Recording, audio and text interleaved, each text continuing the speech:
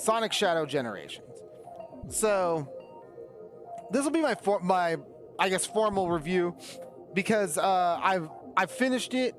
Finished up Shadow Generations. Started up Sonic Generations. I feel like well, we're gonna talk about it. So here's the thing: Shadow Generations, awesome, sweet game. I will kind of categorize it as its own game, because for the simple fact that first of all, when you open up the menu, it's the only game that goes seamlessly into gameplay from the menu. When you pick Sonic Generations, it kind of feels like it loads a Sonic Generations ROM, but Shadow Generations just goes right into it. So and it's clearly the focus of the product.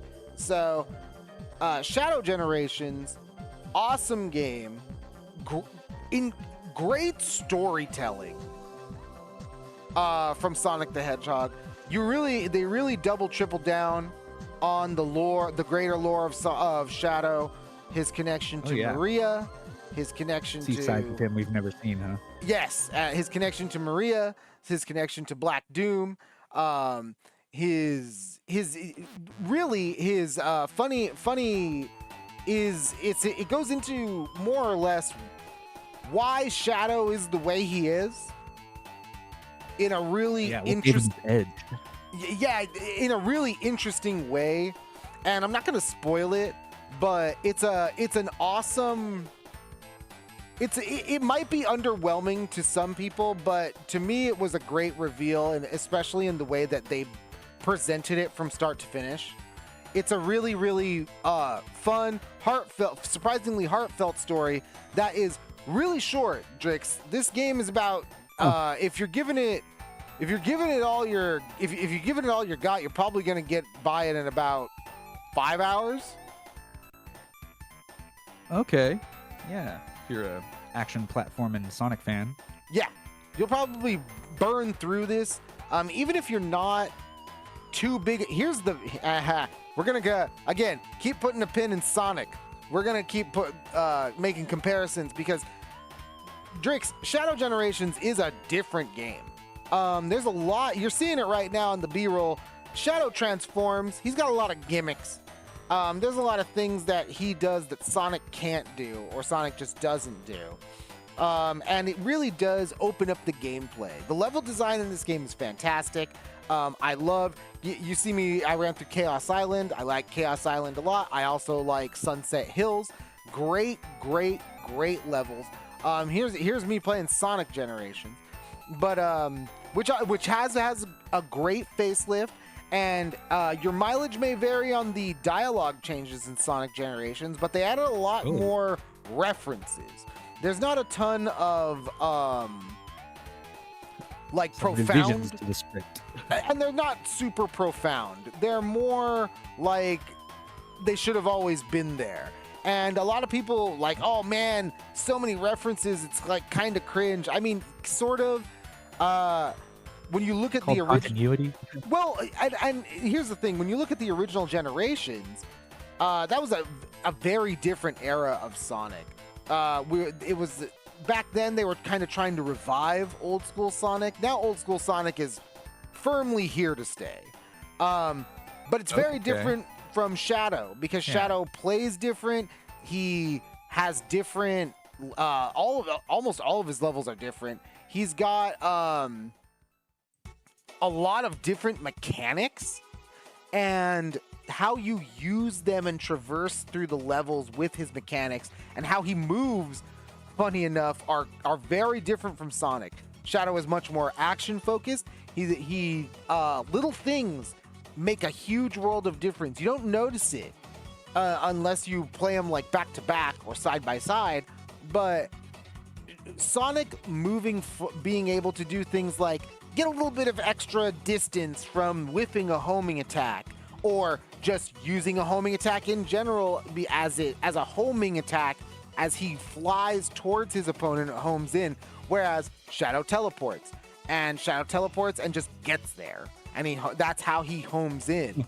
and it affects traversal in unique ways. You can use the teleport to get through obstacles if you see an enemy on like the other side of a grate. You know what I mean? So there is a lot here, and it is surprisingly subtle if you're a Sonic fan. There's a lot of subtle differences that could get overlooked. But here's the rub, Drix. Here's the deal. Shadow Generations is awesome. From start to finish, I was locked in. I had sessions where I was like, damn, I want to get good times. I want to get all the extra stuff in here. Shadow collects little gears that are like keys that he could use to unlock chests around his hub world that is a white space. I played through Shadow Generations first, and I had a great time. I went back and played Sonic Generations, and Drix, I don't know if I could go back. Yeah, it's almost like two different games, huh? A side and a B side of the record. You feel differently about both of them. Wow. But the thing is, the Shadow Generation seems like the real side, and the Sonic Generation seems like the B side. And I hate to say it like that, but it really, really, Sonic Generations really shows its age. It's a pretty unique game, especially all these years. And a lot of people might say it stands the test of time. I don't really think it does, especially when you put it up against Shadow Generations. Shadow Generations is just way more focused, a way more focused experience. The level design is deliberate, and there is no I hesitate to say filler, because I don't think Sonic Generations levels have filler. I really don't.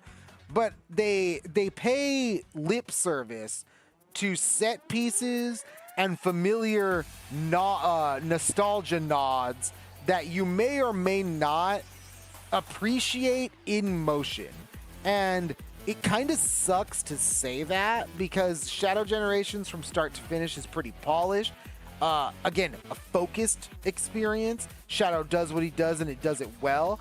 And I'm not going to say Shadow Generations is perfect either. The Doom Morph, pretty shitty controls. The controls are pretty bad. It's a far cry from the inspiration for the Doom Morph levels in the Splatoon Octo expansion. It is there are clear one-to-one parallels. If you played the two games, you'll see them immediately. And Shadow Generations just does not get there. It does not get there in terms of control. So it can be frustrating. So it's not a very great experience all around. You get locked in, but by the end of it, I was like, man, fuck this level. I just want to get through it, especially in the last level, because the last level, or the last boss fight in Shadow Generations, has a huge Doom Morph area, and you got to traverse it like 3 times, and you just never want to do it again. And it's really lame, but it's at the end of the game, and you only need to do, I think, 3 levels with Doom Morph areas, and only the last boss is super egregious. Drix, I gotta tell ya. Sounds like there was some offense, but curious what the score is going to end up with. Well, but the offense comes with, and the offense and the main overall score actually is going to come from the other side of the package, and it might not be fair to judge Sonic Generations so harshly, especially since the game is so old, and they didn't make a ton of profound changes. They just revoiced a couple of lines, gave you a couple more nostalgia nods, and put Colleen O'Shaughnessy back in the driver's seat as Tails, so that you get the movie one-to-one. But at the same time, the controls have not aged well. Sonic can get unruly in his 3D areas. He's definitely built for speed and nothing else. Especially 3D Sonic. Holy shit. 3D Sonic can become so unruly in his levels. Drix, you try to go for these red rings and these alternate areas, and you just go careening off the sides. You know, you need to make these precision sideways dashes and fast fall downward, jump, fast fall, dash forward, move to the right immediately, or else you fucking fly off the edge. It gets tiresome.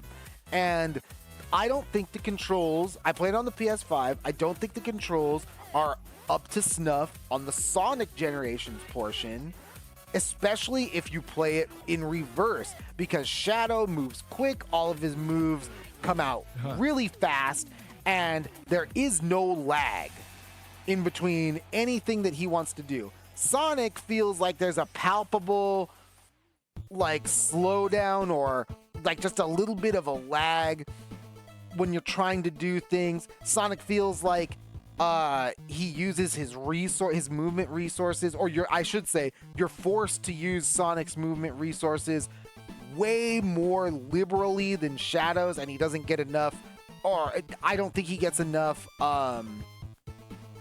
like time to recoup those, even if, and that's just touching the ground. That's the worst part about it.